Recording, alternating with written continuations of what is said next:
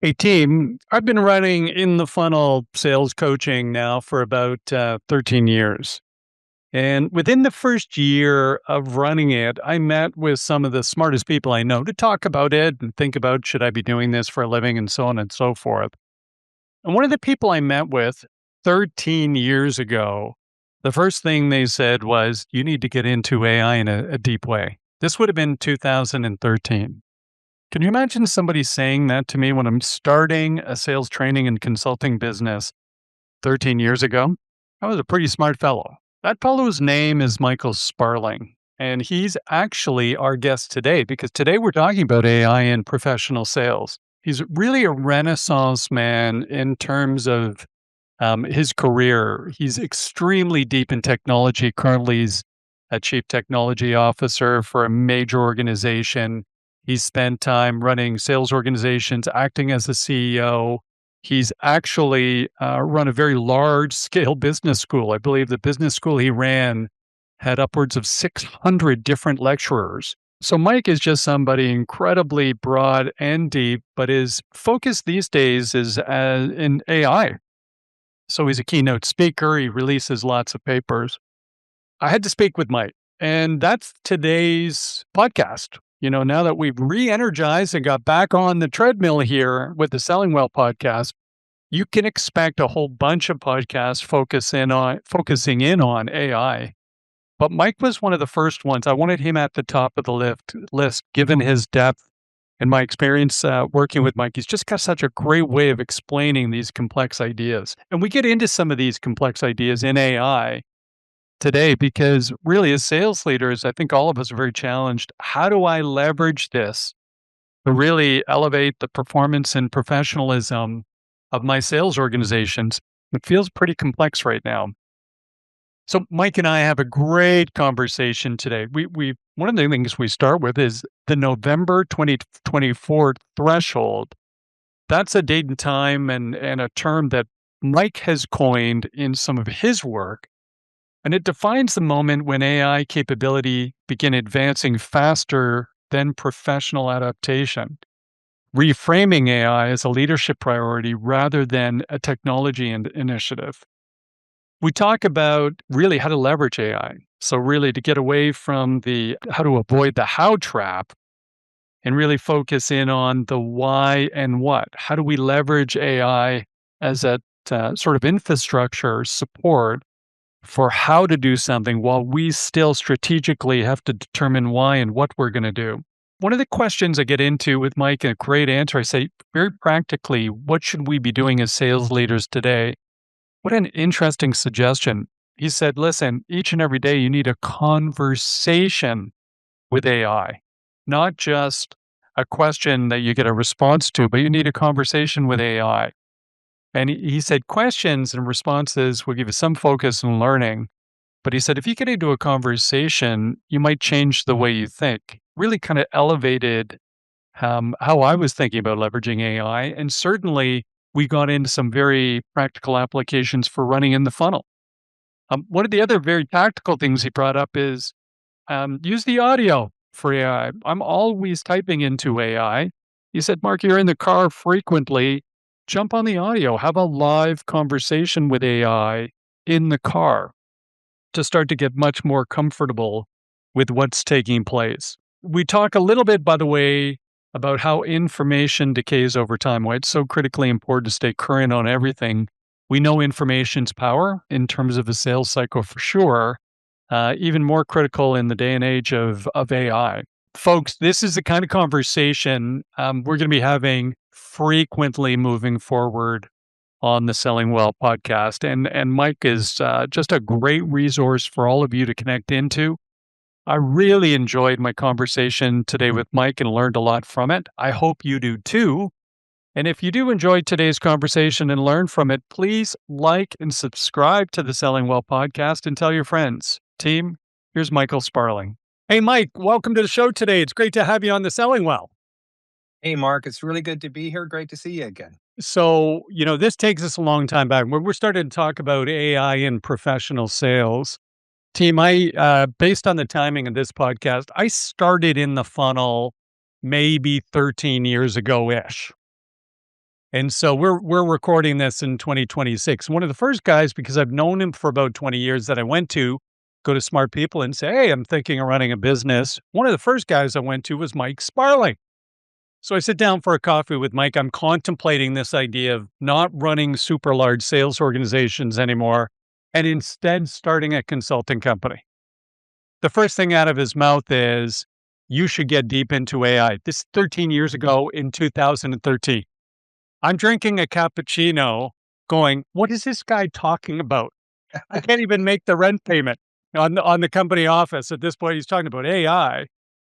So here we are, fast forward kind of 13 years later. I'm so thrilled to have you on now as an AI expert. By the way, maybe I should have listened to you. But Mike, give the listeners today just that kind of short story of your professional journey, because you've got one of the more interesting professional backgrounds I've ever come across. You're like a renaissance man.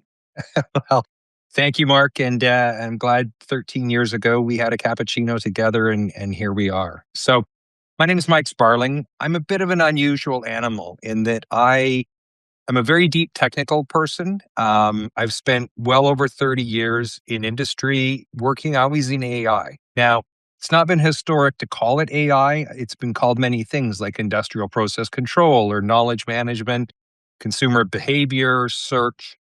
More recently, AI gets people to ask you questions at parties if you say you work there.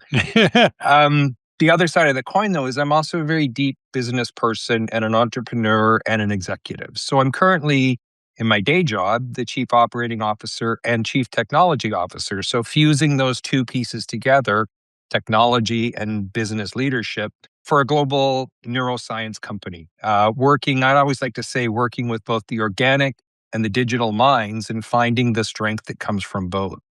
So 13 years ago, it wasn't that unusual for me to say AI because I have seen this evolve. I've seen intelligence evolve both digitally, more recently, also organically, and the challenges and strengths of both for a very, very long time. And I've been a big advocate of what can we do to further transformation in business and creating competitive advantage for firms.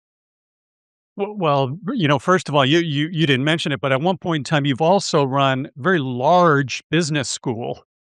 It's true. In addition, I don't know how you, again, the Renaissance factor, but what an interesting lead into, we're advocates of saying, in sport, in music, in professional sales, the importance of being just a little better than the next company is massive.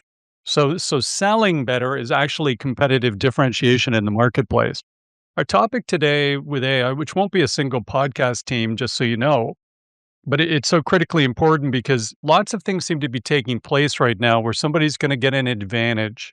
There's no more dabbling in it. We're into the world of advantage. But whether it's a keynote that I've seen from you, Mike, or read something online, I know you referenced the November 24th threshold, something called the November 24th threshold.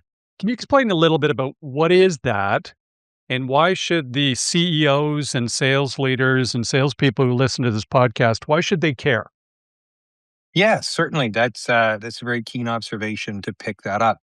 It's a term that I've coined. You won't find it really in anything but work that I've published or speeches that I've given. But I sort of look across this large time space and this evolution of AI from its earliest days in the 1950s, even earlier as a theoretical application, thinking about how our minds work and then how would we replicate that in a digital space. And so you Yeah. fast forward through these eras of AI. We started in what is referred to as symbolic AI, where AI principally worked based on rules. And a lot of incredible things happened with symbolic AI. We went to the moon, we put autopilots in planes, we have cars that do a lot of amazing things, a lot of it based on symbolic AI.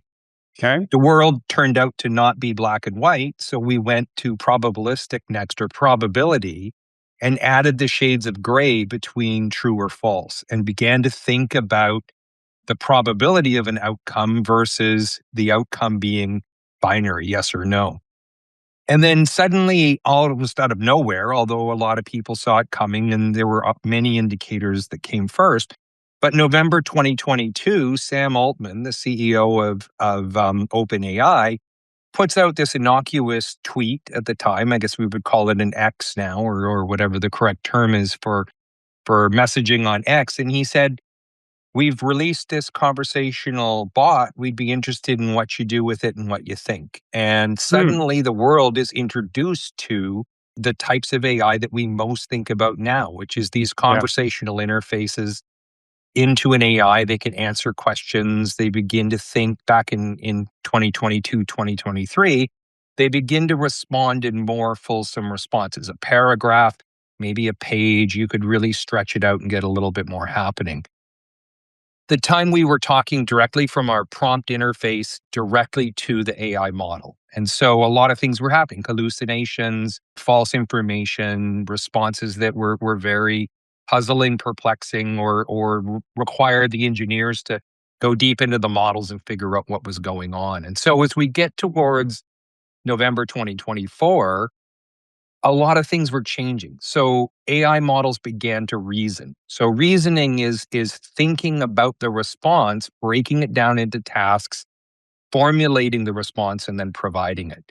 Where before you were simply asking the model for an answer and it gave you back what it knew in its training, now it was looking and saying, I can think about the problem more fulsomely and find a way to respond to what Mark is saying. So reasoning is the first flag that I kind of highlight for this November 24th pivot point.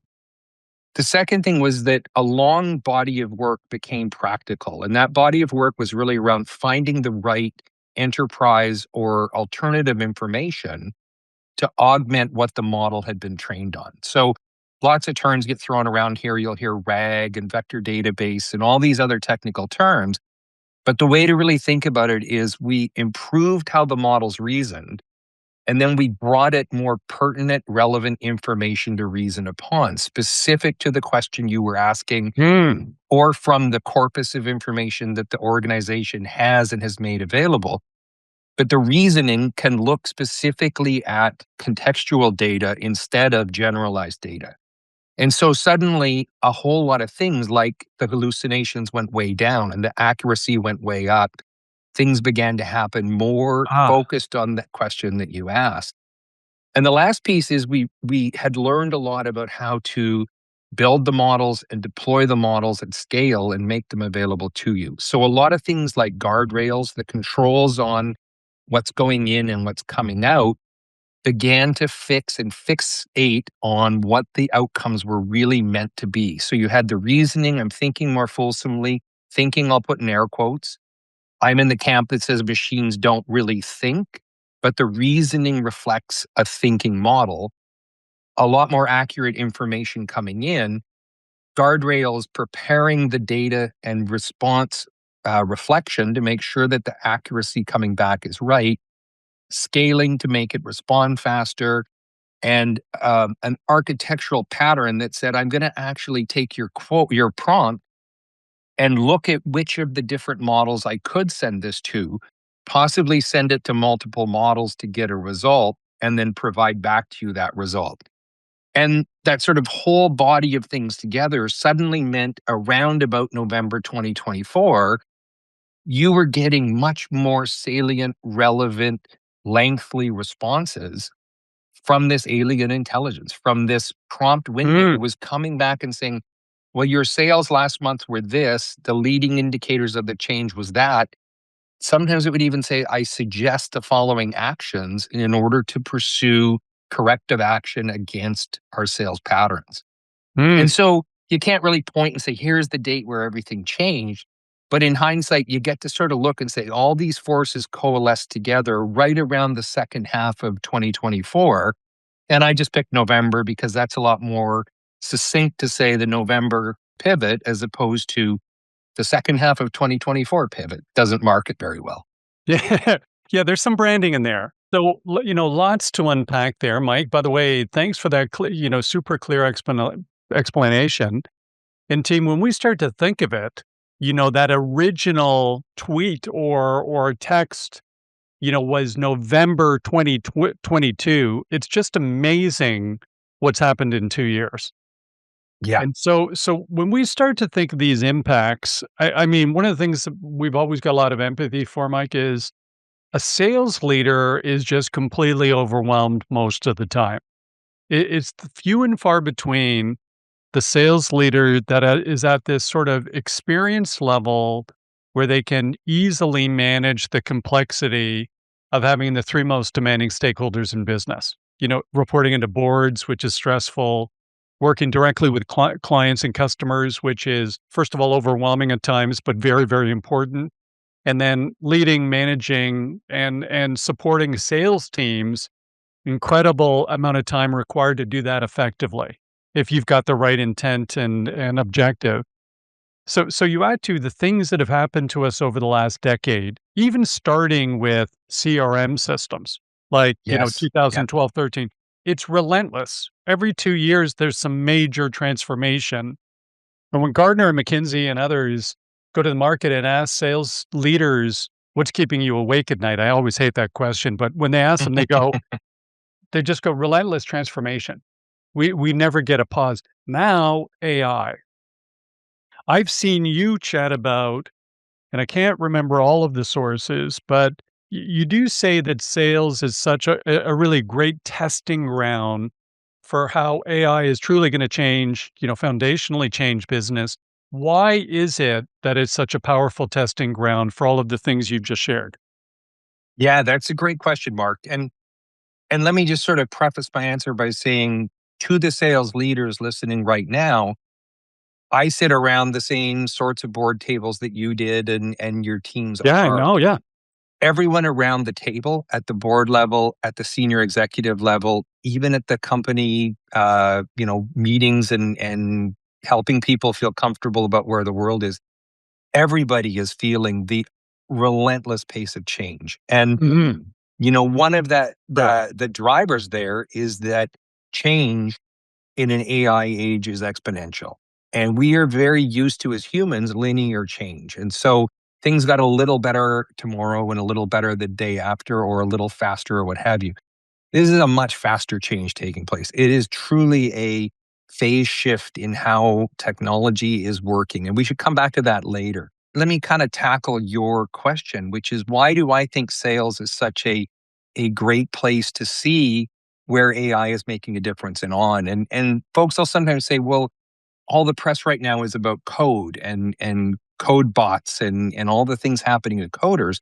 And I think that's very true that's a field evolving really fast because programming and code and systems architecture is very true, false, yes, no, and logical. And so machines are very good at that, where sales is more about reading signals, finding patterns, and creating alternatives and picking probabilistically the right one to follow.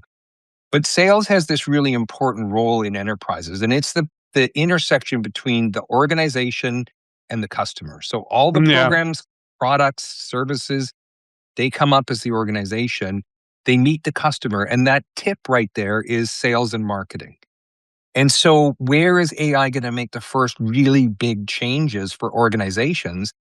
It's making the sales force more effective, bringing the messaging more complete, and satisfying customer demand more effectively. And Mm. so, while there are fields moving faster, there are fields in very tight verticals doing incredible things. Sit in a self driving car in a city that a Waymo or any of the other services are at, and think to yourself, this car is driving itself through rush hour. Okay, that's mind blowing. Like, even Mm. knowing the technology, having worked with it when I was in academia, like this stuff is still blows my mind every time I see it. But I think sales is this really important point where organizations change how they approach and customers change how they buy. And that intersection says we, you and I together, are communicating and conversing about the most transformational change we'll likely see this decade. Everything else around the board table is going to change. Sales is going to lead that change. And the sales leaders who understand and lead that change in their organizations become vastly more important because they're the scouts who really see transformation long before the bulk of the organization does. So you speak about these scouts. This is great, by the way, and complex. So, folks, as you're listening to this, don't be afraid to go to the show notes, to take those down. But so let's talk a little bit about what it's going to take to continue on. And as a reference point, Mike, we've talked a lot about the evolution of, sales from a trade into a profession. People who listen to this podcast are sick of hearing me say that sales is now, management client, Uh, helping them achieve a, specific desired business outcome.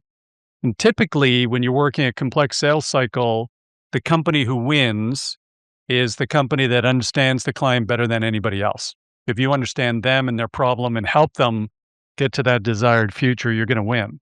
As we layer on AI into this whole kind of conversation, let's talk about maybe some of the skill sets required for these, professional salespeople or sales leaders in the future. What are they going to be doing that's maybe different from what they do today? And what kind of skill sets do they need? And obviously, lifelong learning and growth orientation is probably top of that list because of how quickly AI is changing everything. yeah, yeah, for sure. I mean, that's a really big question. And so let's unpack that kind of three ways.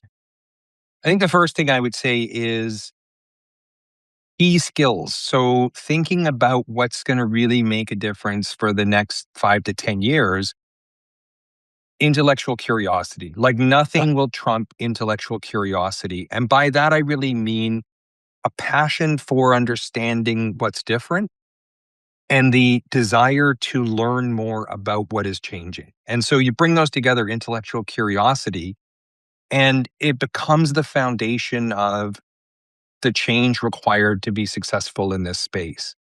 Other ones like empathy, understanding how situations are evolving, pattern identification, gut feel sometimes. These are all going to support the intellectual curiosity, but that to me is the standout that really brings the people who I find are passionate versus the people who are hiding in the foxhole and saying, I just hope this blows over and everything goes Yeah. back to where it was. Yeah. And so, first and foremost, I would unpack and say intellectual curiosity. Getting a little more practical, there's another thing I often talk about, which I refer to it as the how trap. And so if you think of how AI works, and it's funny because I use the word how both as an indicator, but then we have to use the word how a lot. If you think of how AI works, AI is really good at figuring out how to do things. So it can look at a giant body of information, find the pieces to recommend, make a recommendation. It can build a slide if you tell it what to do. It can figure out how to adjust and build a probabilistic or analytic model to figure out the lifetime value of a customer or some of these other things. And it does it really fast. How is strangely or ironically also how we grow up differentiating ourselves. So if I look at my resume, your resume, our LinkedIn sites, all of them talk about the how achievements we've had around our career. So people get excited when baby takes the first steps, or you learn how to slap a puck at the net, or make a big save, you're a goalie, make the big save with the catching mitt. These are all the application of skills. It's the how in action. So we've been raised to differentiate on how, but the machines are better at Ah, doing how than we are. And so if how becomes the domain of the machines, why and what becomes the domain of us? So where does intellectual curiosity suddenly show up? The second piece we unpack, why? Why is this important to the business? Why is this important to my team? Why would a customer find this intriguing? Why would this product enhancement be relevant to anything? What is the information I have available? What is the capability my organization has? What is the tasks and outcomes that have to be put into the prompts or the programming of the AI to make things happen? And it's a really difficult problem to face because we've spent our whole lifetimes differentiating on how, And you're being asked right now to surrender how, to not fall into the how trap, but to actually focus on why and what, which they tend to be more senior leadership skills. You're taught as you go up through your career how to think more about why and what and less about how to Yeah. motivate people to do more of the how and pieces in. And yet, you really want the whole organization to think more about why and how, and a lot less about, sorry, why and what, and a lot less about how. And then you want the organization and that intellectual curiosity to kick in to say, what would we do different in all of our business processes, in all the things that we do in your day to day actions to benefit from the how strength that machine intelligence can bring and create more leverage for the why and what strengths that you can bring as an individual contributor or a leader. And then I think the third unpack that we would have would be to say if you take intellectual curiosity and you avoid the how trap, the really big piece is to recognize the exponential nature of change and to understand deeply that what you may try today doesn't work, but it probably will work in 2 weeks. And so the cycle time on these platforms, if you think back, if you started using GPT in November 2022, you were on GPT 3.5, and it probably was a year. I mean, I'm just guessing, but it was probably about a year. GPT-4 came along, massive transformation in capability. 4.5 came much faster. A model that OpenAI called O1, their first reasoning model, effectively drove that reasoning pivot into the November paradox, the November transformation. The models are changing so much faster. Now you can see Anthropic or OpenAI or Cohere or the big players, Google, etc. They're versioning models every couple weeks, every month at most. They're competing in the marketplace for dominance and benchmarking, but they're really showing this exponential change, this pace of change in the models and the capabilities and the orchestrations and the outcomes are exponential now as opposed to linear and slow. So it forces us to be much more comfortable. Intellectual curiosity, avoid the how trap, Yeah. forces us to be much more comfortable with change. So people who can embrace change, who are curious and comfortable taking that on, find it much easier to thrive right now. And if I put all that together, what I've learned from you over 20 plus years of working together, the time we spent at business school together prior to that, salespeople innately are change champions. They're comfortable with unknown. They're very flexible in their approaches. They're retooling their sales playbooks and strategies constantly for the specifics of the opportunity in front of them. They're building their corpus of knowledge from that. So they're increasing their ability each time, but they're not sticking right on the rails and only doing A, then B, then C. There's a flexibility inherent in there. And one of the things that I learned from you was that flexibility is the secret to being successful in professional selling. By the way, thanks for that, Mike. To me, it feels like that's really what's required to be successful in life. Like, this ability to change, this growth orientation, and just by definition, it's uncomfortable no matter who you are. So, I always like the Ginny Rometty quote. Virginia Rometty, who was the first female CEO of IBM. After 100 years, she becomes the first female CEO. And I might get the quote wrong, but I think her quote was, "There's no growth without discomfort." And whether it's physical fitness, I experience it there. I still try and get better as an athlete, but doing sprint training is extremely unpleasant. Mm, And, yeah. doing these kinds of things, you're going to be uncomfortable.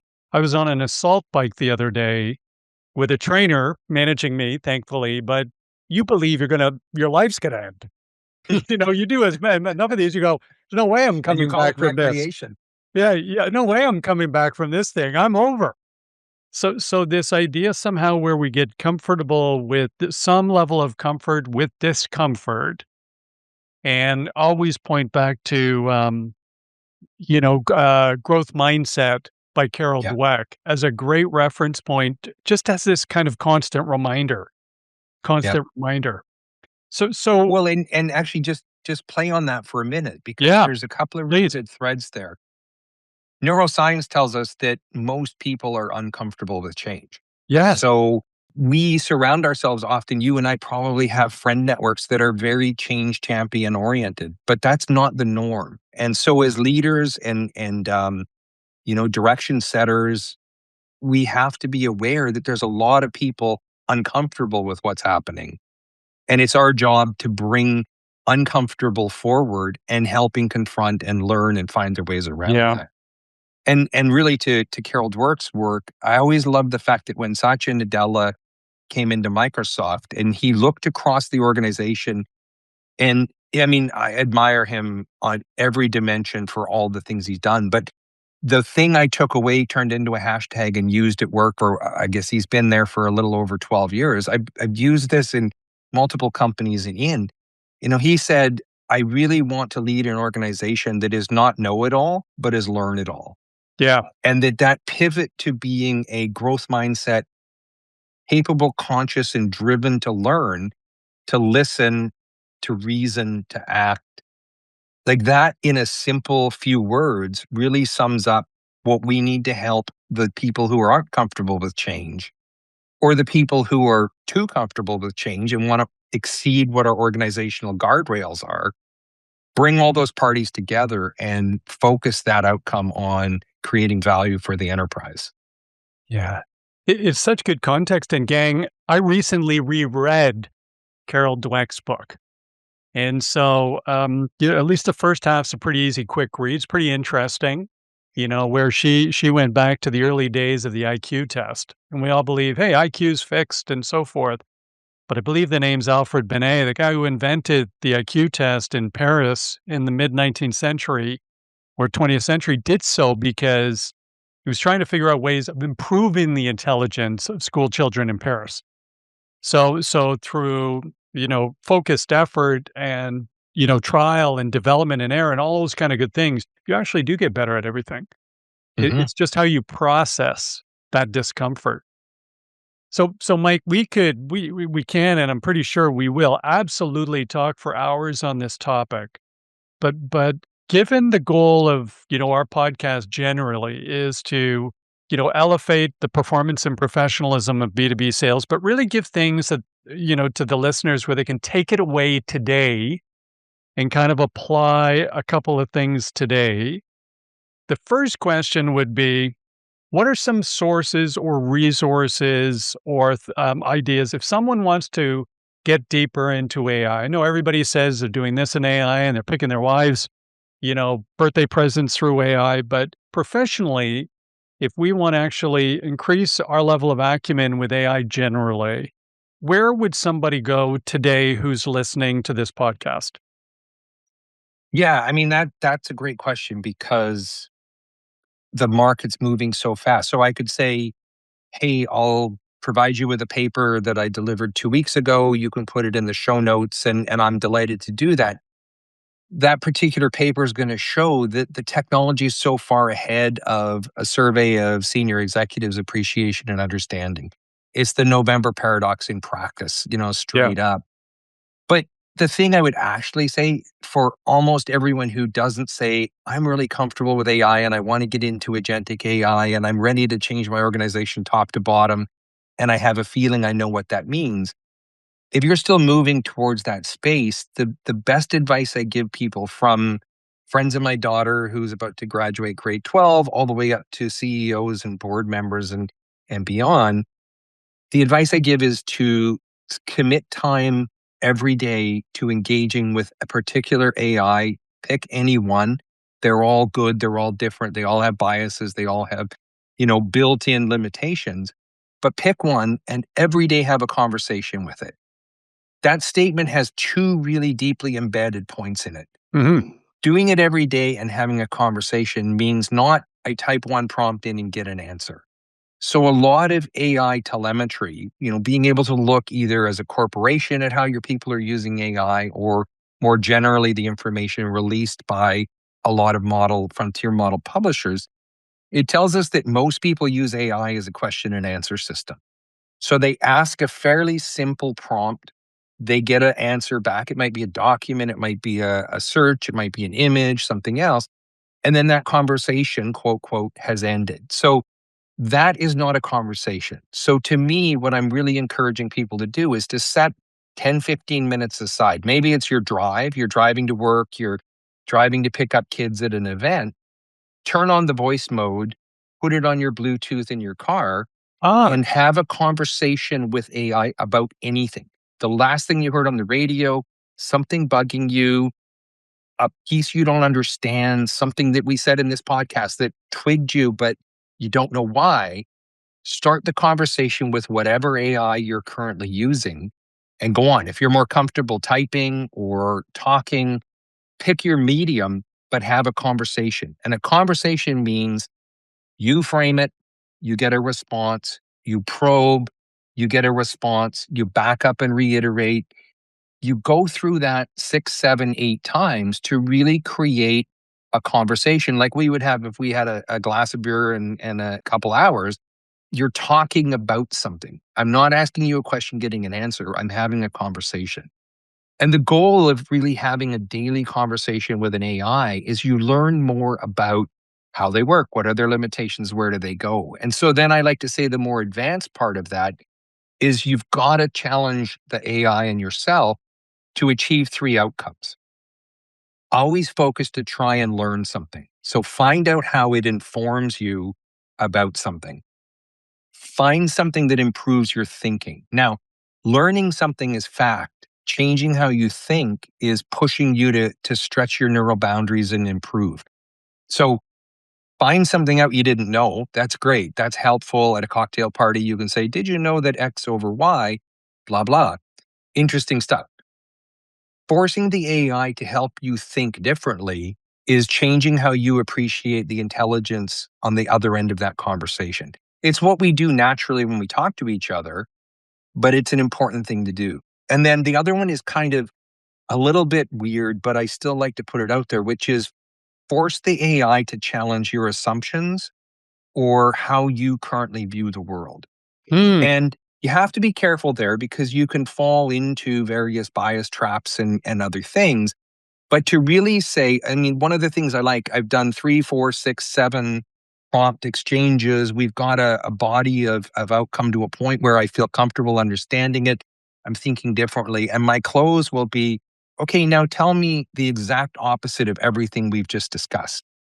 And force the AI to give you the other Wow. perspective that you're not following. So you don't fall into the echo chamber. You instead are using this very interesting, different entity to help you see the jagged edges and the different perspectives, to give you different ways to think, to give you more information.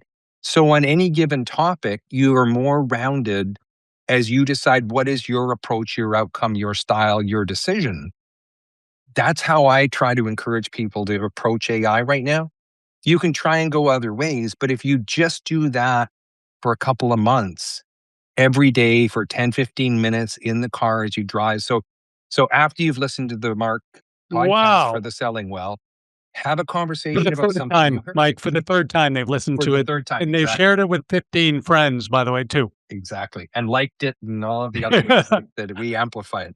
But that conversation to me is the way that you learn how to then Wow. take that to work and apply it. So let's go over that again. This is the double clicking. First of all, I just picked something up. Team, I've never actually, so I've used AI frequently, likely every day for the last year for sure. I've never done the voice module. I've never used the voice module. I've never done anything in my car, and I had a lot of time in my car. I drive in and out of downtown Toronto. So I've spent That's a a lot of lot of time. that's all there were periods of time where it was ridiculous amount of time. What a great takeaway there. Just easily getting in and starting to have this conversation. I want to come back to one other thought there, but this idea of forcing you to think of something differently. What a great suggestion. What's the opposite argument to everything we've just discussed? So Well, and I know that you wow. had one of my favorite lines. You had Dean Roger Martin, former Dean Roger Martin of the Rotman Business School, on the Selling Well podcast. I did. Thanks for noticing. My favorite book that Roger Martin put out was The Opposable Mind. where he really frames across 300 pages the people who are most successful in strategy leadership and outcome creation are able to simultaneously hold both sides of a perspective in their minds, cavitate or switch between the two, and then arrive at a conclusion having balanced both sets of thought. And I think that's such an important skill. I don't know how you teach it other than to say you have to be comfortable with challenging yourself, having your friends challenge you, spending time with people, including these new digital entities that can provide that counter perspective. And it is a great prompt to just ask it, hey, just give me exactly the opposite perspective and why does that exist in our world? What's the thing I'm missing? Because that little thread will change how you approach problems. This is the nugget team from today's podcast. If we only took one thing, if you just got comfortable using your phone, jumping on with a conversation, find a different way. Just to build on your Roger Martin point, I believe one of the times we had him on the podcast, we were talking through his latest book, which I think was called A New Way to Think. Mhm. So same thing. He was going against conventional wisdom along 4 or 5 different sort of core business myths. So he'd taken that thinking to take the opposite view. Mike, what do you think to this? I'm just thinking aloud again, very selfishly. I mean, at the core, I'm a professional salesperson. We run this business and we do training, but at the core, I'm still an entrepreneur running a company, running a business.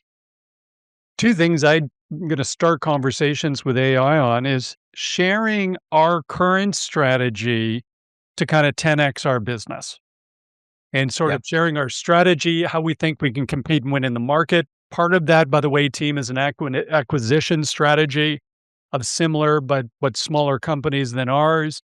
And then I love that idea of saying, what am I missing? What's the opposite side of all of this? What do you think to that? Well, I mean, I think yes, absolutely. That's a very fulsome conversation, and Ian, there's some research.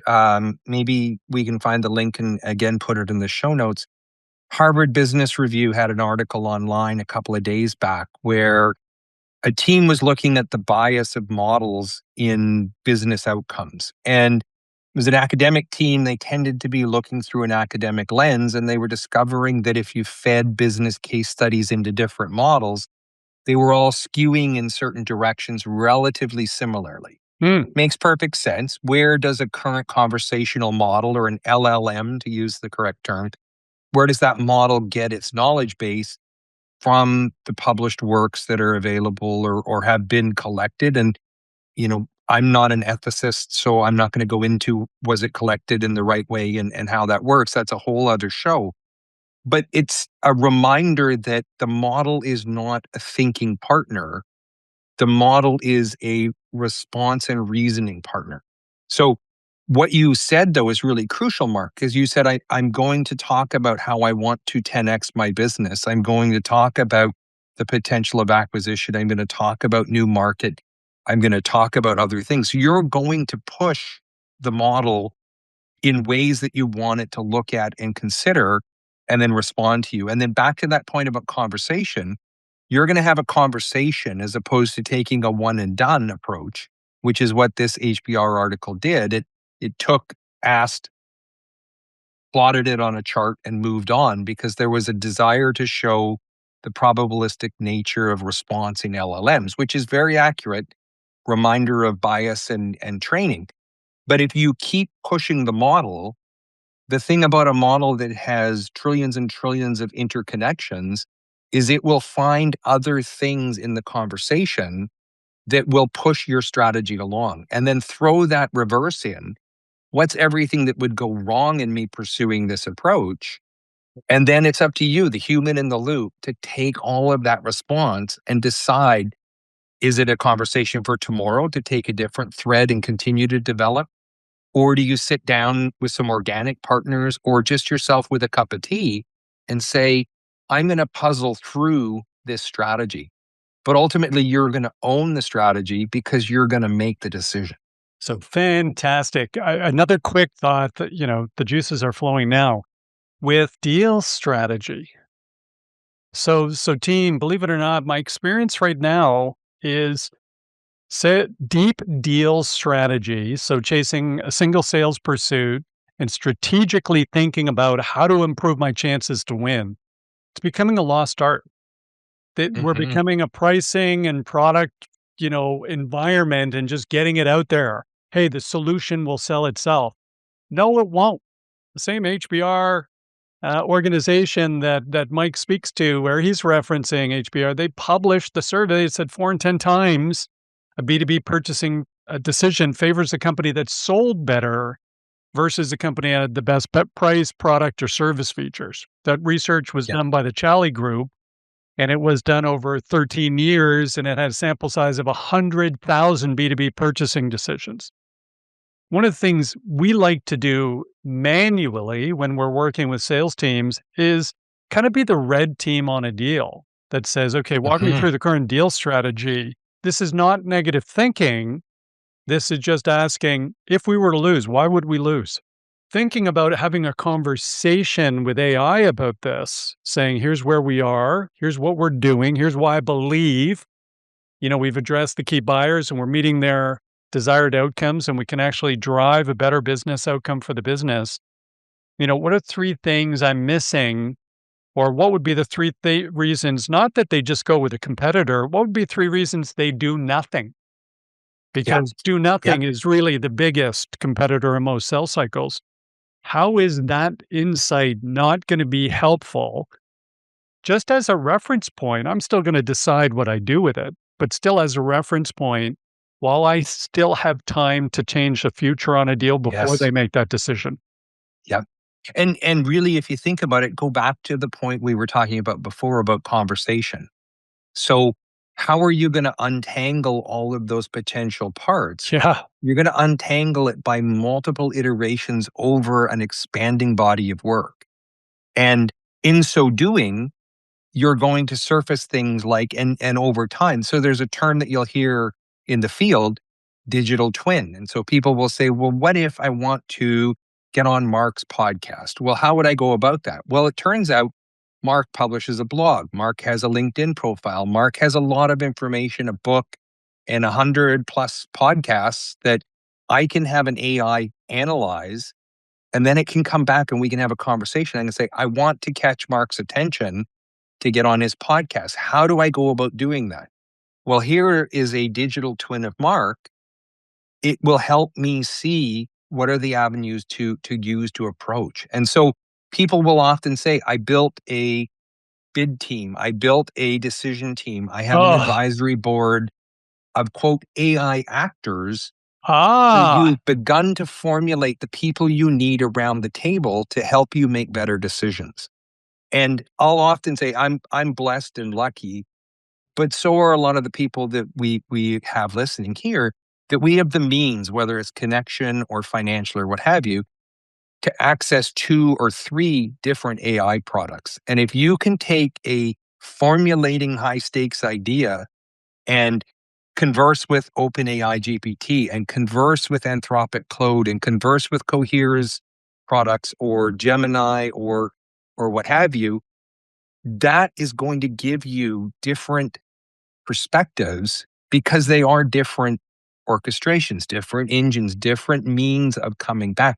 And you will nuance your questions as you go. So you'll have your favorite, but the more you can use different tools and different approaches, or even in your favorite, try the thinking option for a bit, and then try the fast option for a bit, and then try the previous model if you can still get to ugh, it, because it's going to show you subtle differences in the work. And, one of the things I picked up from you a long time ago is that the sales leaders are the best people at reading unconnected signals, that you're some of the best pattern recognizers in the industry because you're sitting through a sales process where all these little indicators are popping up here and there. They're not warning lights, they're not dashboard gauges, they're bits of signal that you can begin to build together into something that gives you a map of where you want to go. So, to the point Scout we used before, it really is pulling all of that different, diverse signal material together